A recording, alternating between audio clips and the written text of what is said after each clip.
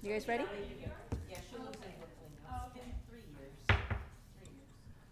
Are we ready to begin? We are ready. Okay. I call this regular Planning Commission meeting to order at 6:30 PM. Please stand for the Pledge of Allegiance. I pledge allegiance to the flag of the United States of America and to the republic for which it stands, one nation, under God, indivisible, with liberty and justice for all. Nicole, roll call, please. Yes, Youth Commissioner Ramandeep Jawanda. Present. Commissioner Marilyn Avalon. Present. Commissioner Eric Altman. Present. Commissioner Shelby Goss. Present. Vice Chair Charles Plummer is excused this evening. Chair Devet Mohammed. Present. Looks like we have no presentations. I will open it up to public comment. This time is reserved for members of the public to address the Planning Commission on items that are not on the agenda and are within the subject matter jurisdiction of the Commission. Comments are limited to 3 minutes. Comments for items on the agenda will be taken when the items is called in open session. The Planning Commission is prohibited by law from taking any action on matters discussed that are not on the agenda, and no adverse conclusion should be drawn if the Planning Commission does not respond to public comments at this time. Are there any public comments? Is there anyone in the room who would like to make comments on items not on the agenda? Okay, and as a reminder, if you plan to speak, please turn in a speaker card. Okay, it needs to be brought up to me since the meeting has started, please. Thank you. No, and there's nobody on Zoom. Thank you. I will close public comment. Director Cooper, are there any agenda changes? Thank you, Chair Mohammed. There are no agenda changes tonight. Thank you. We'll move on to the consent calendar. I would like to add a correction. Youth Commissioner Ramandeep Jawanda was not present, so I would like to request a motion with that change. Modification.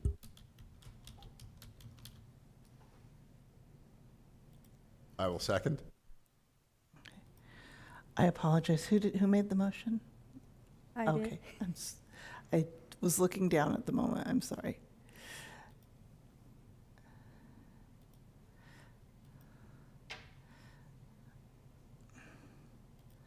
Okay. Commissioner Marilyn Avalon. Aye. Commissioner Eric Altman. Aye. Commissioner Shelby Goss. Aye. And Chair Devet Mohammed. Aye. Moving on to public hearing. The Napa Airport Corporate Center Development Agreement Extension. Thank you, Chair Mohammed, and Planning Commission, Brent Cooper, Community Development Director. We're recommending that this public hearing be continued to your next regular meeting. Just about a week ago, staff received a letter with questions about this project's contribution toward some infrastructure in the area, and we need some time to evaluate the points that were raised in that letter. And Thank you, Director Cooper. May I have a motion? I'll make the motion that we move the meeting to our upcoming May Planning Commission meeting. I'll second that motion. Roll call, please. Commissioner Marilyn Avalon. Aye. Commissioner Eric Altman. Aye. Commissioner Shelby Goss. Aye. Chair Devet Mohammed. Aye. Moving on to the Crawford Way Multifamily Project Design Permit. Thank you, Chair Mohammed, Planning Commission, members of the public. This item has been continued before, and the applicant is requesting further continuance to your regular May meeting. They have been calculating costs for on and off-site development, and they have a proposal that will take us some time to evaluate. We expect to have that completed by your next meeting in May. Thank you, Director Cooper. May I have a motion? Oh, I apologize. This is a public hearing, and so there may be somebody in the audience interested in testifying. Thank you. I will go ahead and open up to public comment. Yes, and we have Teresa Abeta. I'm sorry.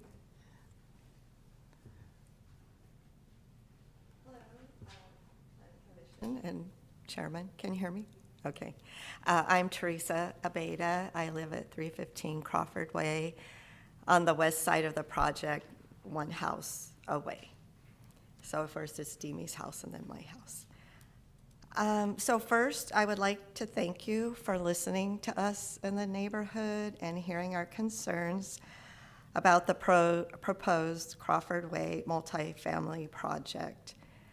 At the March Planning Commission, Mr. He, a city employee, gave a presentation on this proposed project.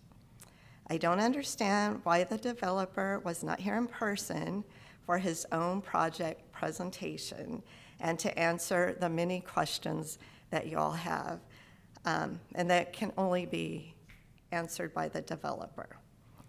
I feel like many of your questions and concerns are the same concerns as those of us that live near the project. It's a high-density project proposed on a small parcel of land, one side bordering a very busy highway and only one access point. As commissioners, you devote many hours reviewing many planning projects for our city.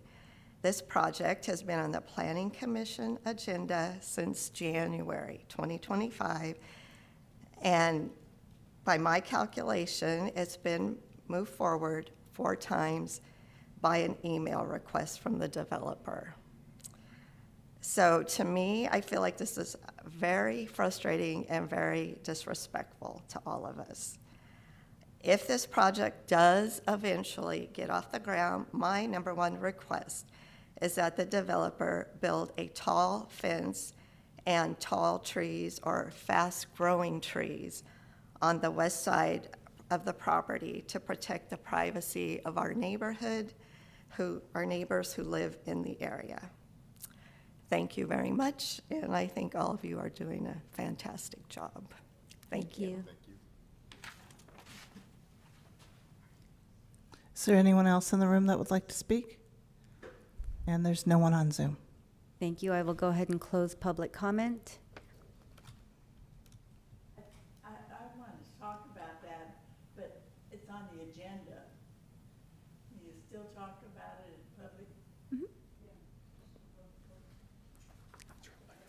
Fran Lima. Oh, I'm sorry.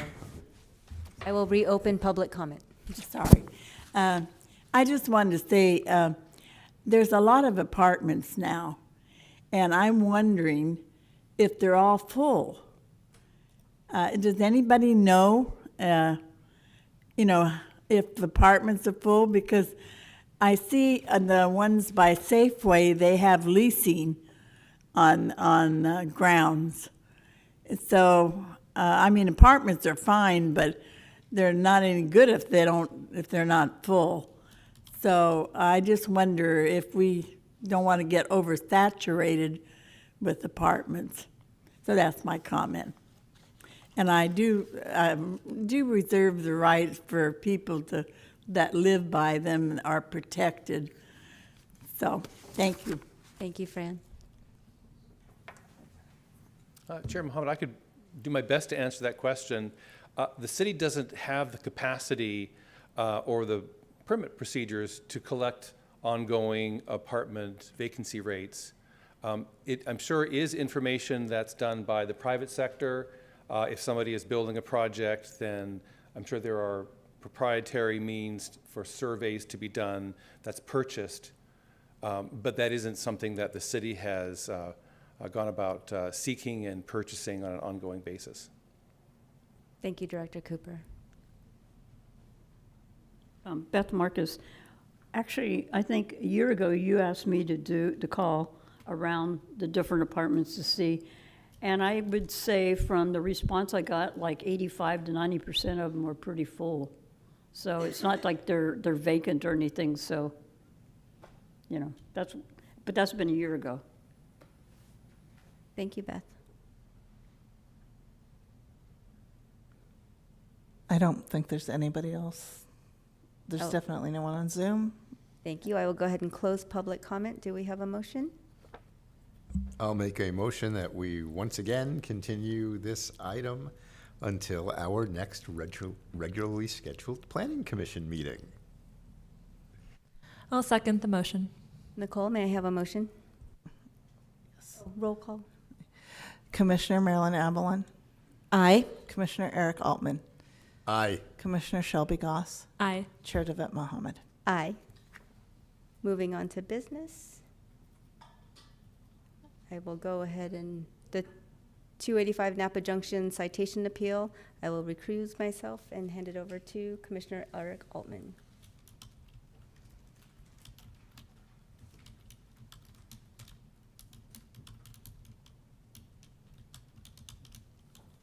Thank you, Chair Mohammed. Development Director Cooper, where are we?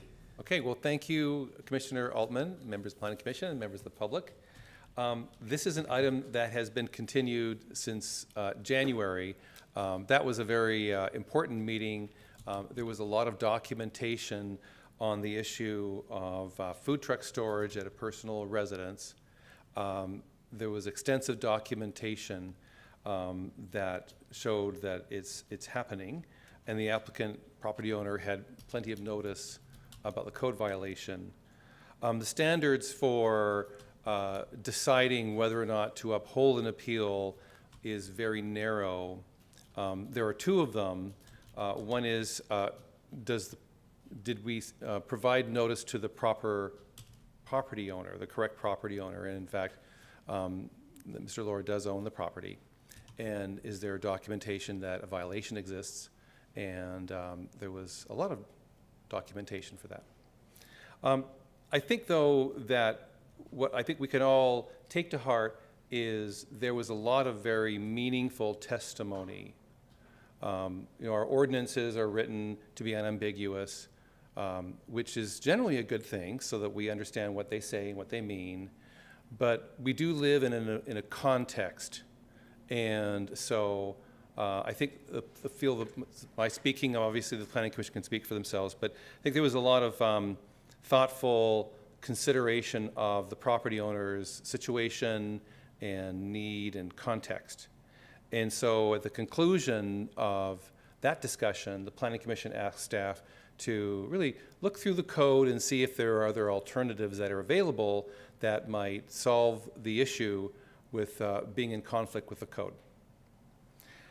And so in the time after that, staff worked with our city attorney's office, and we took a very close look at the home occupation permit application. It's an administrative approval, and what it does is it allows people to run a business from their home.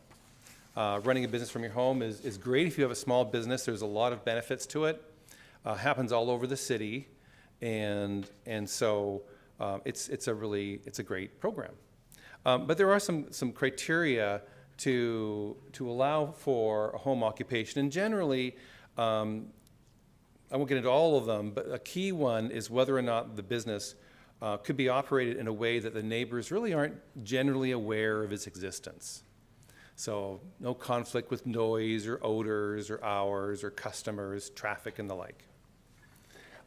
There is a bigger sensitivity in traditional single-family home neighborhoods, smaller lots, people living closer together. The context here is this is a large lot that isn't located in a traditional single-family neighborhood. And so the home occupation permit has a provision that I actually hadn't noticed until I reread it. I always reread the code for this very reason.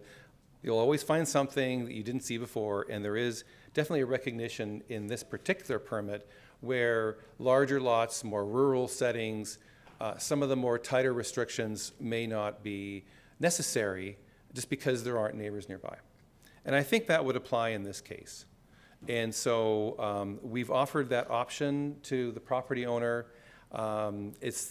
They also have a tax business, and it's obvious to us this is tax season. It's probably the worst time ever to be trying to ask someone to fill out a form. I can imagine if you're working on taxes, if someone says to you, I need another form filled out, I don't think I'd want to be near them. But anyway, so we filled out the form for Mr. Lara and sent it to him and talked to him on the phone, and he said, I'll think about this. So, which is fine, there's time. But I wanted to let the commission know that we did consider your direction, and I understand why. I think the testimony from the property owner was very compelling. And so it is an option available to them, and maybe there are other options, but this seems to be a pretty solid one that fits the criteria and the context. So we kind of bring you back to the first question, whether or not to deny the appeal. And on the preponderance of evidence based on the code itself, staff recommends that the commission deny the appeal. But you can take comfort knowing there are other options. I'm glad to answer any questions you have. Questions? Commissioner Avalon. Director Cooper, I wanted to say thank you for the detailed reports that you provided. You know, I read them multiple times prior to our meeting, and I really appreciate the timeline and the chronology and the depth of work that the team did to provide information on the agenda packet. So thank you for that detailed report. Just for clarification, Director Cooper, I know it's tax season, and I know there were 3 emails sent to the homeowner. Was there a reply to your email and your question regarding the home occupancy license? Are they interested? Commissioner Avalon, I did not receive an email response, so I telephoned Mr. Laura, and he said he would like to think about it. Thank you. And if I may add, the city attorney's office also forwarded a copy of that to his attorney. And so we were told that the attorney would take a look at it, and he was aware of this hearing as well. Got it. Any other? Commissioner Goss. Yeah, I just want to second Commissioner Avalon that it seems like staff has been very thorough on this issue and considering, taking the request of the Planning Commission very seriously, so appreciate that. Is there any sort of, timeline for the property owner to consider the permit option? And if they reject it, I guess what would happen then? Oh, okay. Well, thank you, Commissioner Goss. The applicant has several options. One would be to provide a home occupation permit. Hopefully I filled it out right, but I might not have. So they could modify it as needed. Hopefully generally consistent with what their intent is. So they could, that is one option. Another option is finding another location for the food trucks. So that's another option for them. Or perhaps they have a lawyer on staff. Lawyers are great at looking at code. Perhaps that person could also review the municipal code and if there is another path forward that we missed, because it's really thick. We're certainly open to any other suggestions to consider.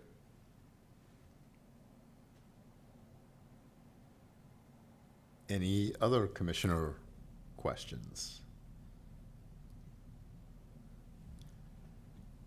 All right, before I come to my questions, I'm going to open up for public comment if there is any. Is there anyone in the room who would like to make comment on this item? And we have no one on Zoom. All right, I will close public comment. So my question, and there's probably a couple of them in here, but starts with, well, I'll start with a statement. I'm not crazy about rendering a decision when the appellant is not present.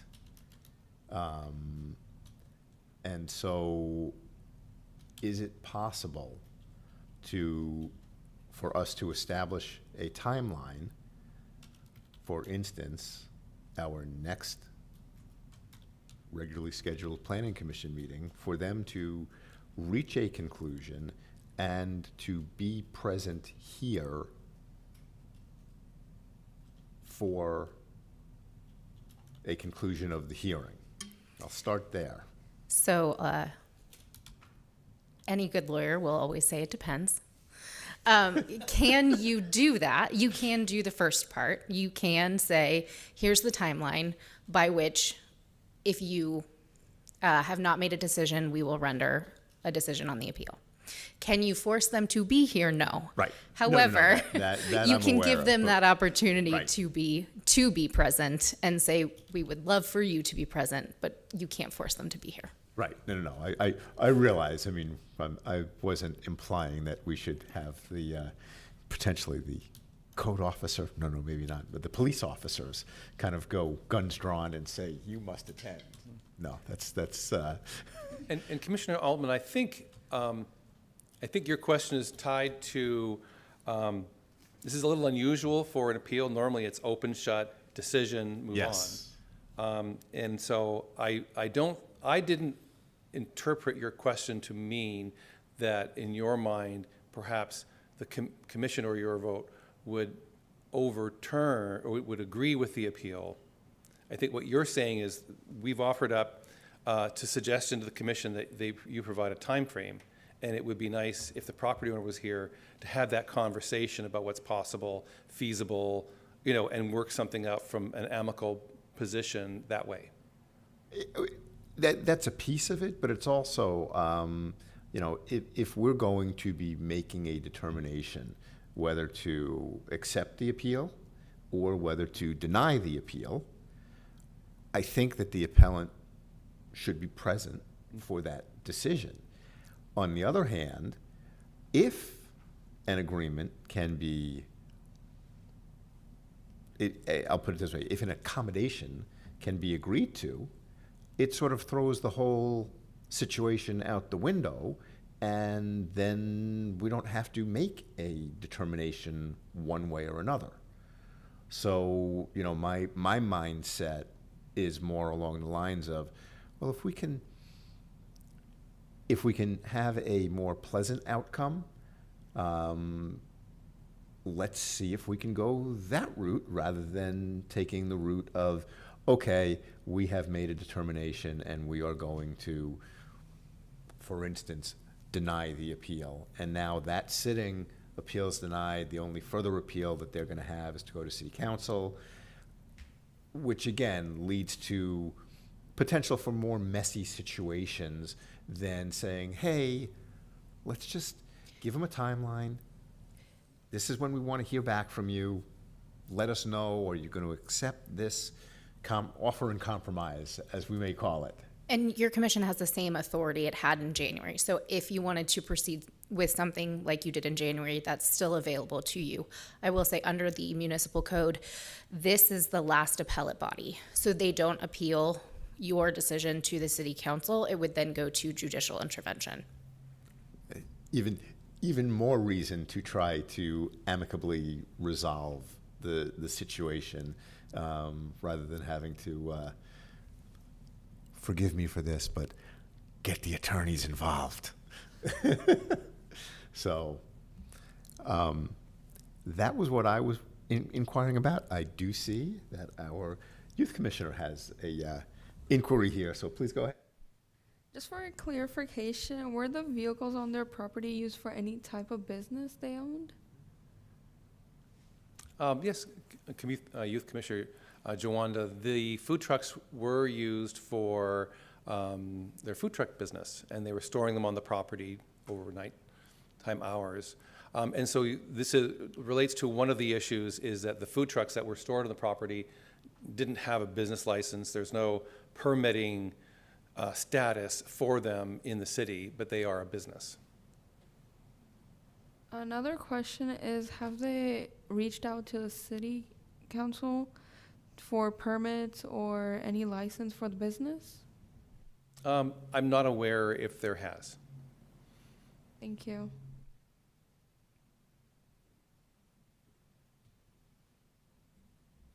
Okay, on that, any other commissioner questions on this side?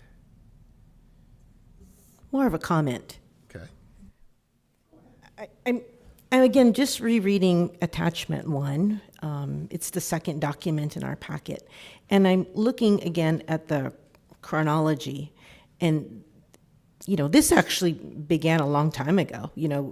We've been discussing this as a planning commission in January of 2025. However, the initial citation, if I'm reading this accurately, began March 2022. So just a comment, and from my perspective and point of view, I believe the owner, the owner has had ample opportunity and multiple chances to respond regarding that citation. Again, also too, with the recent events of when Planning Commission, when we first heard about this in January, we talked about other alternatives, and it was researched that the home occupancy license could be, could be kind of like the getting to yes, right? So that we can resolve this amicably. But there has been no response. And again, there's 3 emails and even a personal phone call. And again, I understand it is tax season, it's busy, but this is, I would think if you're the homeowner of this would be important to you. And considering it's been ongoing since 2022, that's just my comment regarding the chronology of events, just to refresh everybody. All righty. Any other questions, comments? Commissioner Goss, go ahead, please. Yeah, just to also mostly comment on this, I think the idea of setting some sort of timeline by which we'd like hopefully get a response from them, whether they'd like to proceed with the home occupation permit or not, would be reasonable. I'd also like to settle this amicably, obviously. But I also want to acknowledge how much time city staff has dedicated to this particular issue when they have a lot of other projects to manage as well. And I thank you for that. But I also would like there to not just be for it to not be an indefinite thing that we're asking city staff to keep dedicating their limited time to. Understood and agreed. With that, do we have any approach that we would like to take? My recommendation, for what it's worth, is that we do one last continuance and give them the time to, let them know this is it. We need to hear from you. Otherwise, we are going to rule at the next meeting on this. Or is there a feeling that we should issue a ruling presently? Commissioner Altman, I think one of the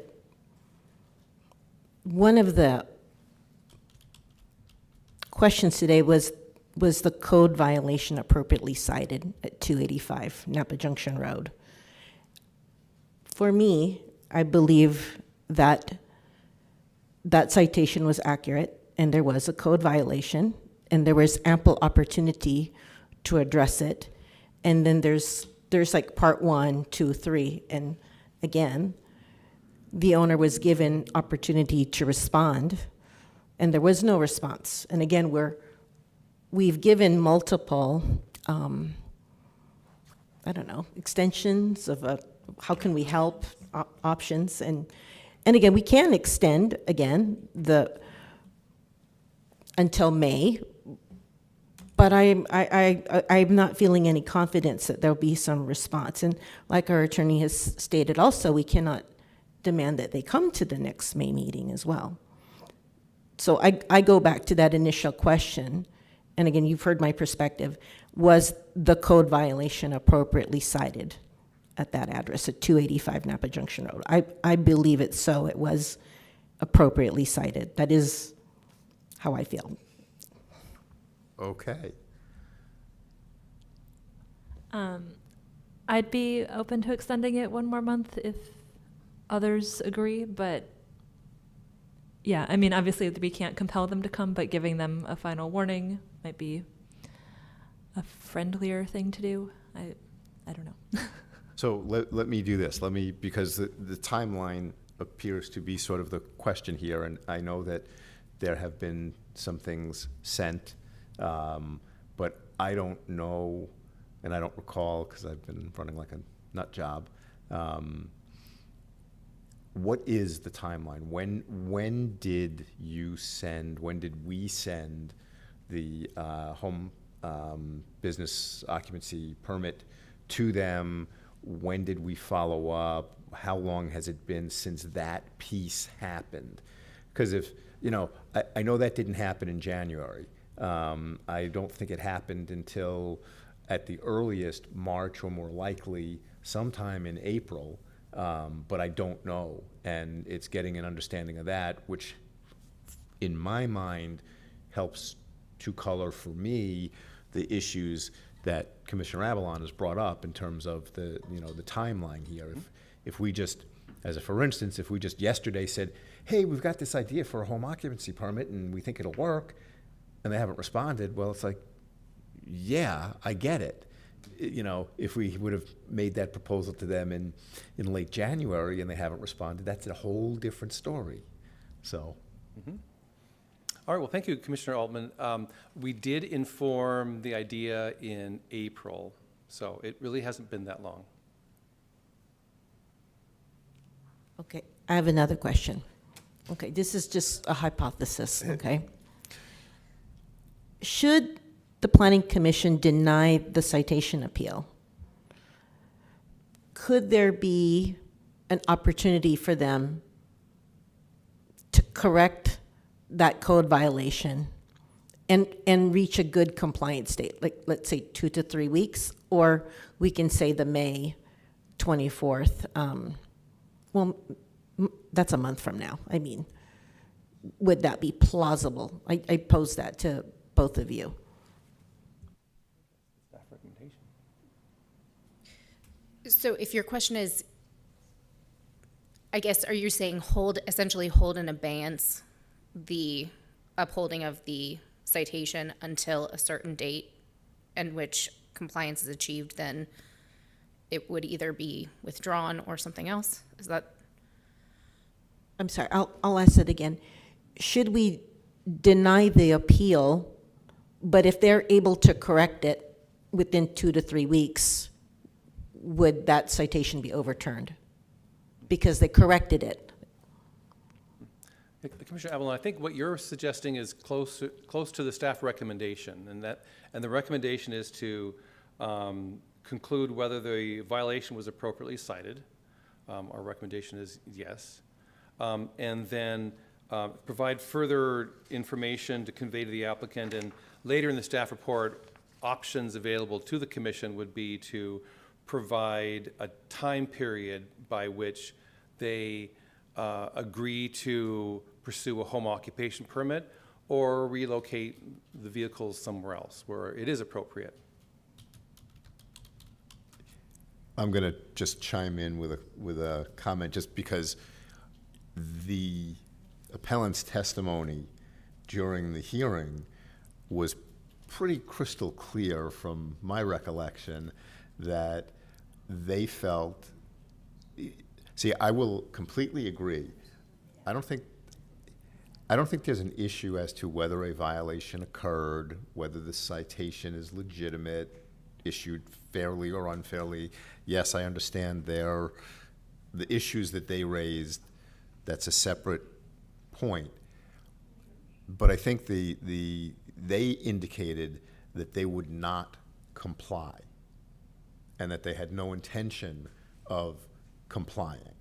And I think they made that pretty clear, that this was the only place that they could put their food truck in order for them to be able to service it, and that it wasn't bothering anybody effectively. So I look at that and I'm kind of like, yeah, we can go ahead and deny the appeal and we can ask them to do something, but they've said they're not going to. They've said they're not going to comply. So the only thing is, can we get them to agree to the home occupancy permit? And I think we are more my personal opinion is we're more likely to achieve that goal by saying, hey, we're going to hold off one last time and go from there. So that's my take. But I see our public works director Am would I like to on say the mic? something. Okay, good evening. Eric Almond, Smithies Public Works Director. I didn't chime in during the original appeal division. In hindsight, our city attorney here this evening said I could this evening because there's confusion there. To be a permitted food truck in any county in the state of California, you must be licensed at a commissary, which means a restaurant or site other than where you provide your business. So they are not permitted to be at the commissary at their home. They're permitted the Berea spot, which is on Broadway. And what we heard that night was it was convenient to be outside their house and not have it parked at the Berea spot. But they're permitted to be at the Berea spot as their commissary. Does that help explain the confusion? It helps provide more clarification, absolutely. So Yeah. thank you. You're welcome. And Commissioner Altman, too, a commissary is a place where the food is prepared in a commercial kitchen. So they may store the vehicles at their home, but the food is prepared in a commissary, and their permit, as Ms. Smithy said, is over at the Berea spot. The trash, the solid waste collection, the grease collection, everything is supposed to take place at the commissary. Which explains the reasons for the conditions in the home occupation permit, spelling out the way in which they're operated. It's there to be parked, essentially. But the business end of the food truck happens over at the commissary. At the business location. Correct. Not at the home location. Correct. Got it. No, thank you. Okay. Any other questions with that? Okay.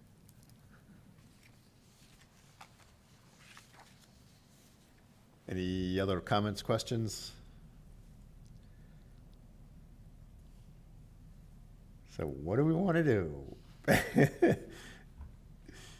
Either we make a motion for one last continuance, or we put it to a vote.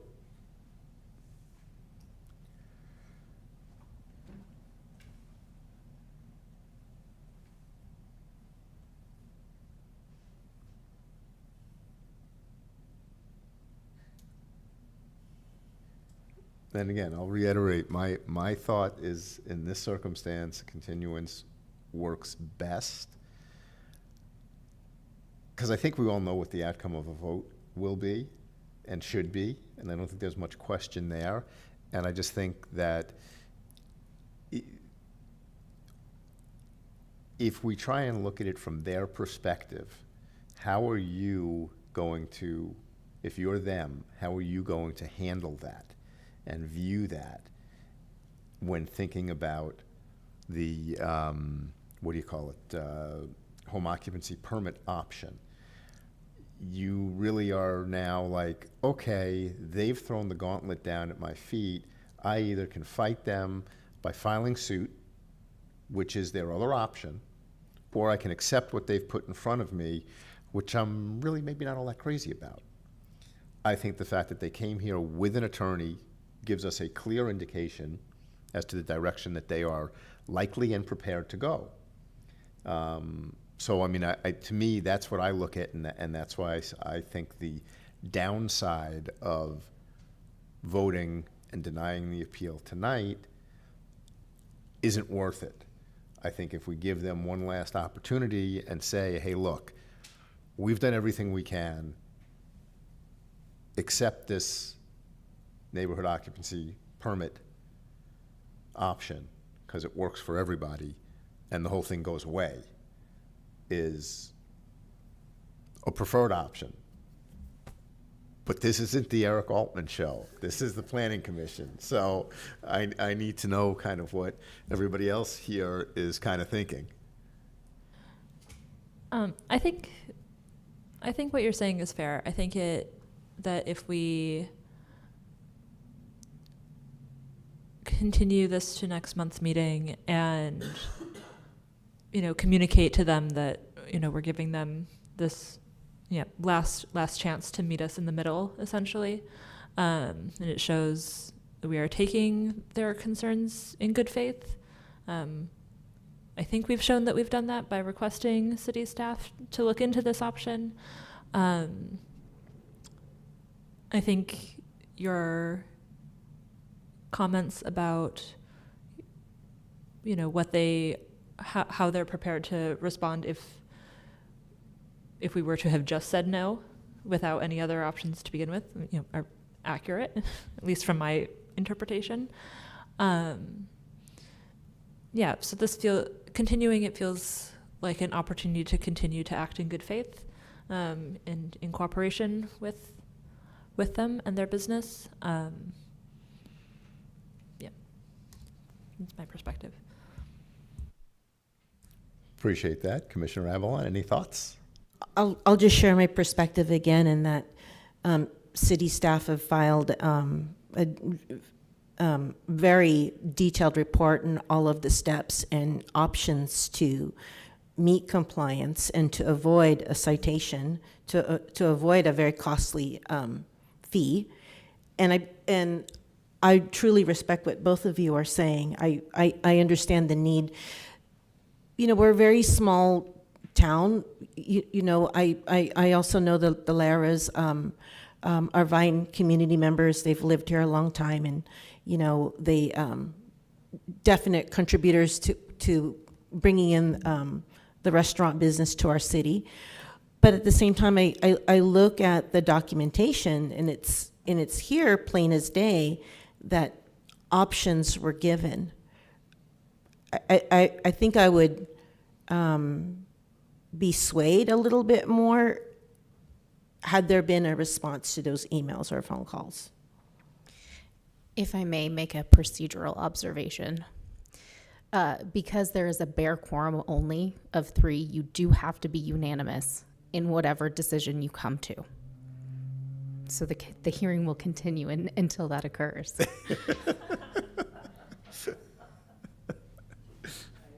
Commissioner Altman, Commissioner Goss, I feel that the 3 of us may not necessarily be on the same wavelength.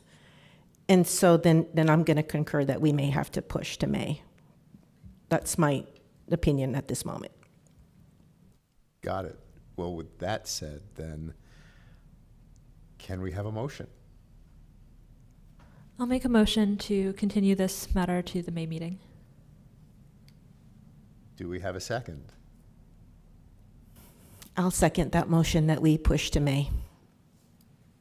Can we get a roll call? Could I just, there's been a lot of conversation, so I'm going to intercede for just a second. Sure. The motion is very straightforward, but it might not convey what you discussed being a message to the applicant, apart from the continuance itself. And if there is a message to send, that would be helpful to include in your motion. Thank you. I will reword that. I'll make a motion to push this to our May meeting with the understanding that communication will be made to the Lara family, letting them know that we will be voting on the decision regarding the appeal in May, and that they have until that meeting to decide whether or not to accept the options proposed by city staff for the home occupation permit, for us to consider that all as a whole, but that we will be voting in May. Is that clear? Tried to sum that up. Okay.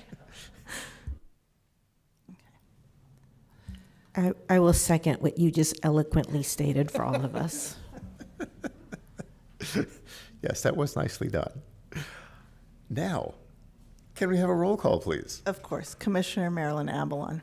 Aye. Commissioner Eric Altman. Aye. Commissioner Shelby Goss. Aye. And Chair Devet Mohammed has recused herself from the item. All right. Can we wait just a moment while we get... There we go.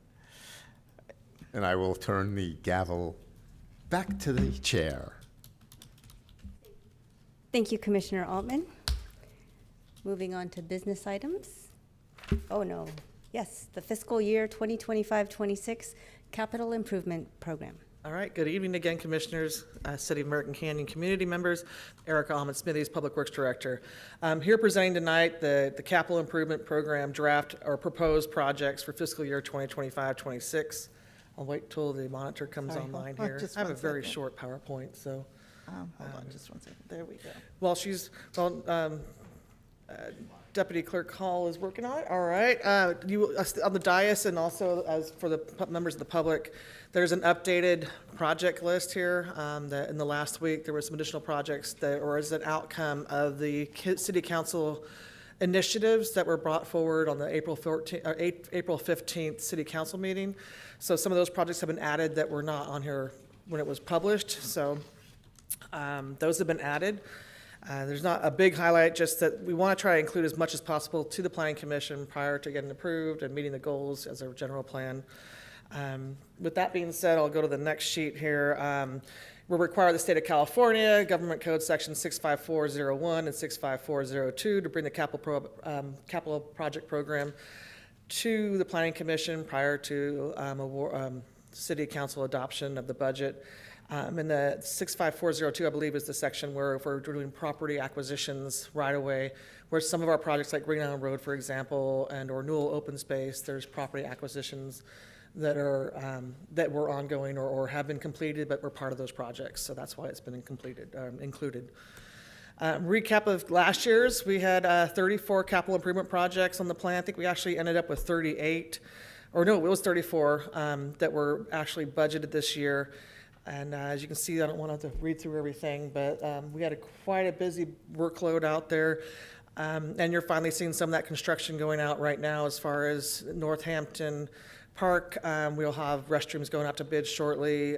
Silver Oak bathroom will going out, Wetlands Edge Enhancement Project. We did some work at the police department parking lot. And we also have Knightsbridge underway, Rio Del Mar, and the Green Island Road project out to construction bids. So there's a lot of activity going on right now in the neighborhoods, and more to come with Wetlands, the enhancement project. And then this year, we have 41 proposed CIP projects. We capitalize projects that are typically over $50,000 or greater that are going to require a contract bid with contractors.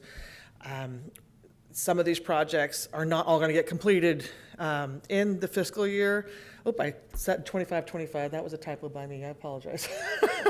The 25-26 fiscal year. A lot of these projects either might get started.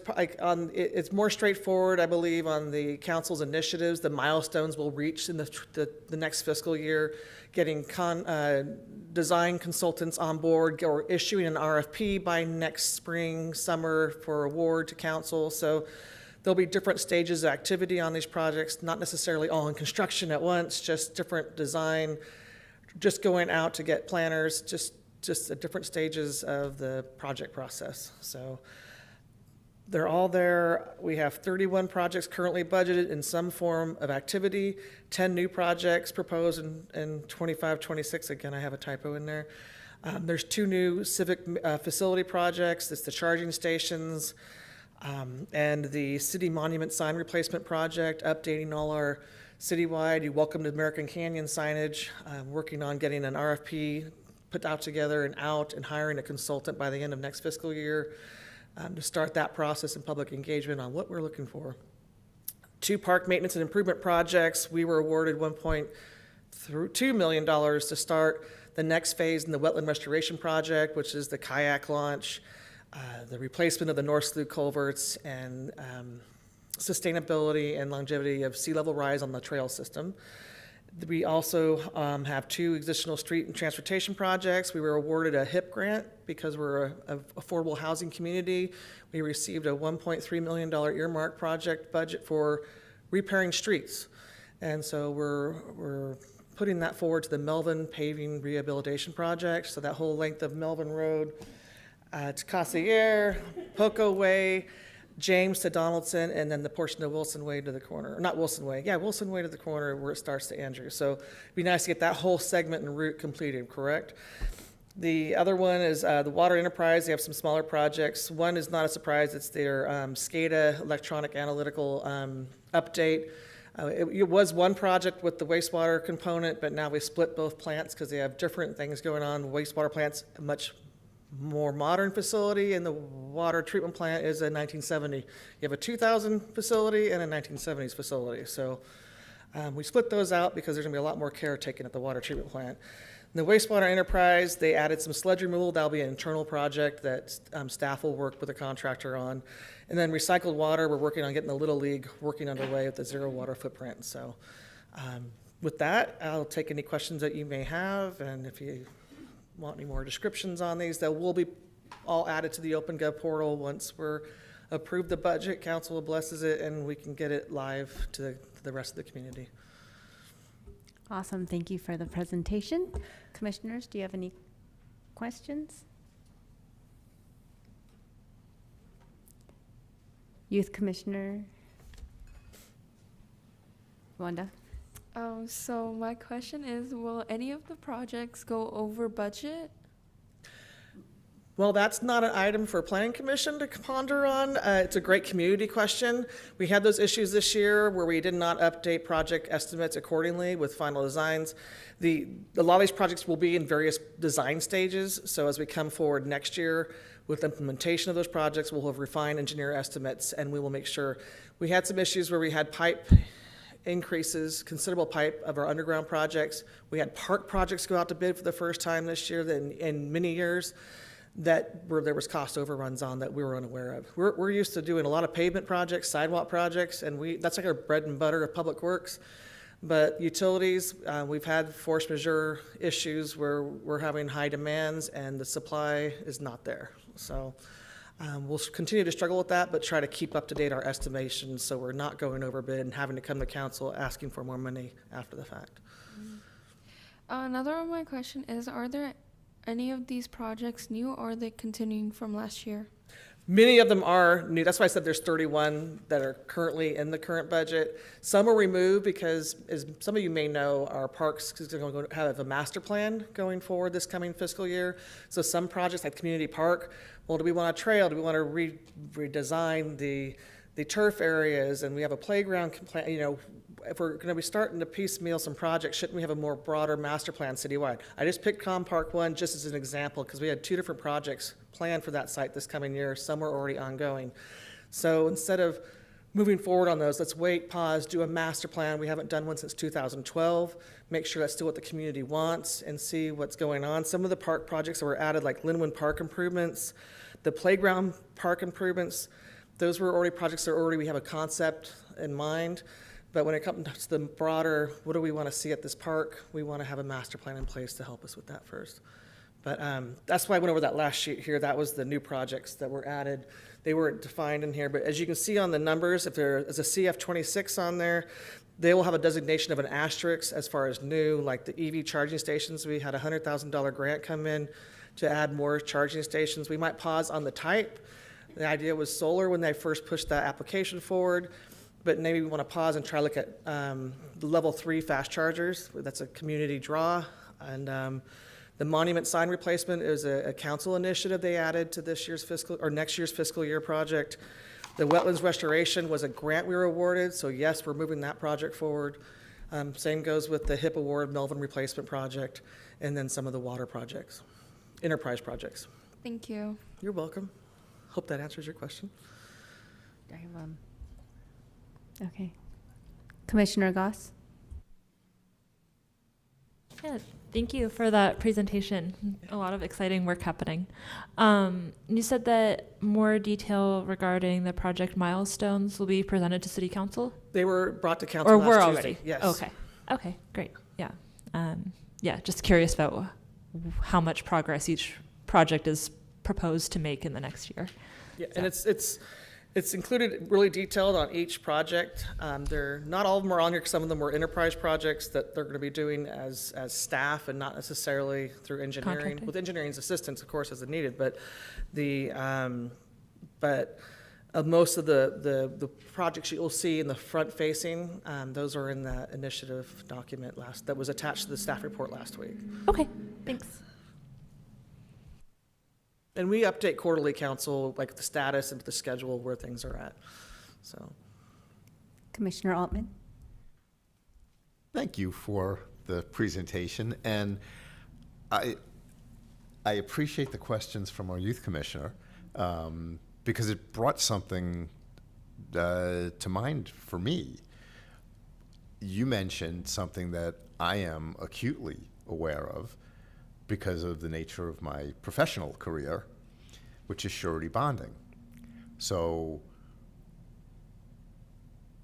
cost overruns, issues occurring with supply chain and so on are things that I am unfortunately all too familiar with. Yes. And so what I'm going to suggest and offer is, if it would ever help for whether it's you or somebody in your office, when you're seeing some things, to reach out to me, please feel free to do so. If you'd ever like me to come in and talk about the whole world of surety and how it intersects with city government, I am more than happy to do it.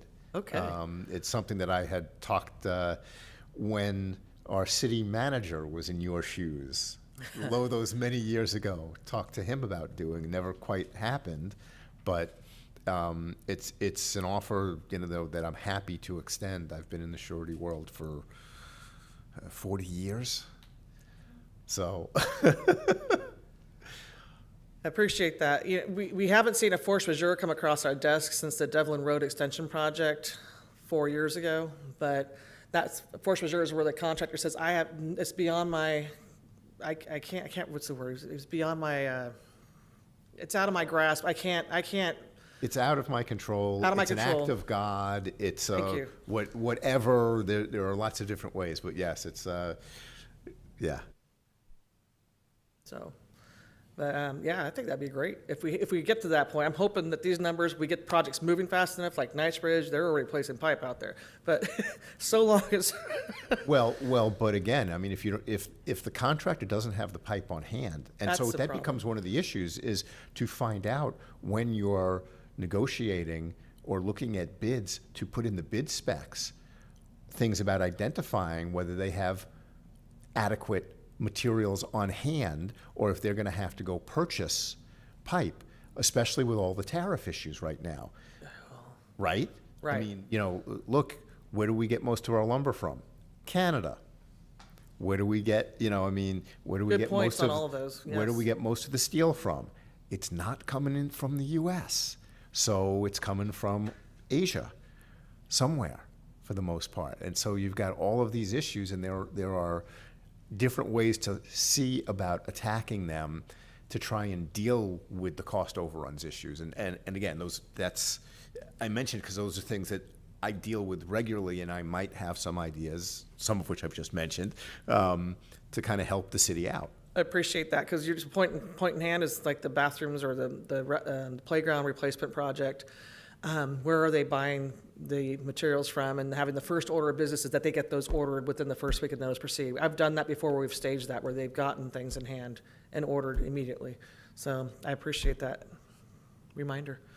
And a handout if our city attorneys will allow it. All right, any other questions? I'd like to open up to public comment. Anybody? Is there anyone in the room? And we don't have anyone on Zoom. I will go ahead and close public comment. May I have a motion? Just doing my job.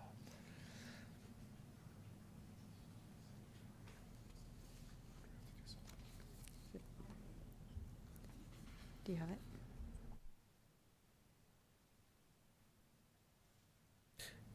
One more other thing is that since I did update the Exhibit A, that make sure if you do make a motion to approve the resolution tonight, that the updated Exhibit A gets attached to the resolution.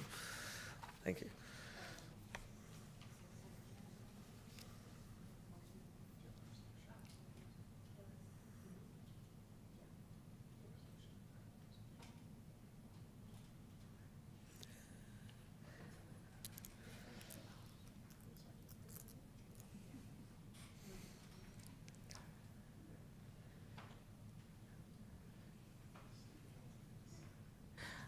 Yes, I'll make a motion to adopt a resolution determining that the fiscal year 2025-26 capital improvement program is consistent with the general plan. I'd like to second that motion. Nicole, roll call, please. I mean, motion. Roll call, please. Commissioner Marilyn Avalon, Aye. Commissioner Eric Altman, Aye. Commissioner Shelby Goss, Aye. Chair Devet Mohammed. Aye. Thank you.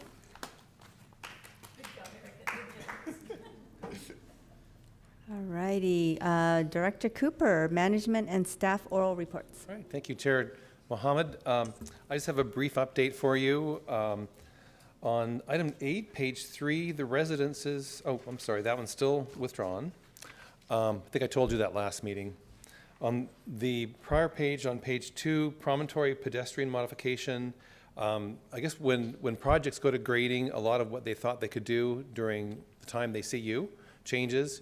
And so then they proposed deleting pedestrian connections from the Harvest neighborhood to the Vine Trail, and from the Vine Trail to a nice path around the detention basins in the Promontory project. So we've been working with the applicant to modify their plans and reintroduce those connections, because it's so nice of a feature to have through the neighborhood. And so we've been making a lot of progress on that. So assuming we can wrap it up, this would be a staff level approval, and they can go forth and grade, and we can all take comfort knowing that it'll be conveniently designed for active use. The general plan, kind of moving way ahead here, all the development contracts construction is all kind of moving forward. I guess I can say, I'm not sure, I think this is fairly new, the Oat Hill project, the residential one, the contractor was changed by the ownership to a new contractor. And so it's not going to look or feel any different for anybody, but there's a new team in charge. The head person from the old team has moved to the new team. But there's some paperwork on our part to switch over all the building permits. And there may be a little hiccup in the pace in which it gets built, but it's all going to resume and get built. So in case that comes up. The Comprehensive General Plan, been visiting our friends over at the OSATS Commission and Parks Commission. There was a workshop with the City Council last week, and I got word today that the Airport Land Use Commission will review the General Plan update on May 7, up there by the airport.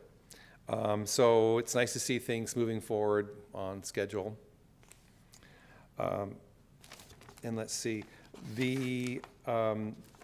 I attended a regional climate action plan meeting. This has been in the works for quite a few years, mostly with our elected officials as throughout the county, but they've made a lot of progress, and so it's being sort of delegated more to the staff level in each of the jurisdictions in Napa County. So we had a meeting on that. We'll be meeting every 2 months, and then they'll be starting an environmental review for the climate action plan. Evidently, climate action plans are not immune from being sued for environmental issues. Hard to believe, but okay. So, and then let's see, there will be a workshop here at City Hall on the first floor in our brand new education annex on the ground floor near the parking lot, to talk about the Highway 29 PID plan. I'm not sure what elegant word there is for that, but that will be happening between 5:30 and 7 p.m. in the education room. So The date? It will be next Wednesday, the 30th, and they'll be telling you about it, but they also are organized to receive input. Do you know if that's going to be broadcasted on Zoom as well, or is it just a, okay.